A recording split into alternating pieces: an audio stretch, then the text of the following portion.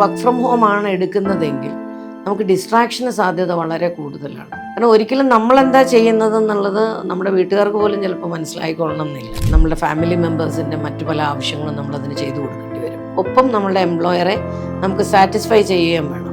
അപ്പോൾ ശരിക്കും പറഞ്ഞാൽ അതൊരു മെൻ്റൽ പ്രഷർ തന്നെയാണ്. ടൈംലി എക്സിക്യൂഷന് വേണ്ട ബാക്കിയുള്ള അമ്യൂണിറ്റീസ് നമുക്കില്ല. ഇതൊരു വലിയ പ്രശ്നമാണ്.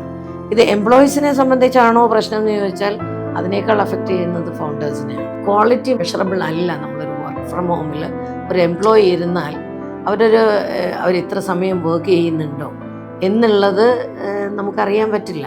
എത്രമാത്രം നല്ല രീതിയിലാണ് അതവർ വർക്ക് ചെയ്യുന്നത് അതറിയാൻ പറ്റില്ല. ഇനി ഒരാൾക്ക് വേണ്ടി വേറൊരാളാണോ വർക്ക് ചെയ്യുന്നത് അതും അറിയാൻ പറ്റില്ല. ശരിക്കും പറഞ്ഞാൽ നമ്മൾ കൊടുക്കുന്ന പേയ്മെൻറ്റിൻ്റെ ഏതാണ്ട് 60% താഴെ മാത്രമാണ് നമ്മളൊരു വർക്ക് ഫ്രം ഹോം ഒരു എംപ്ലോയിക്ക് കൊടുക്കുമ്പോൾ നമുക്ക് അതിൽ നിന്നുള്ള റിസൾട്ട് ഉണ്ടാകുന്നത്.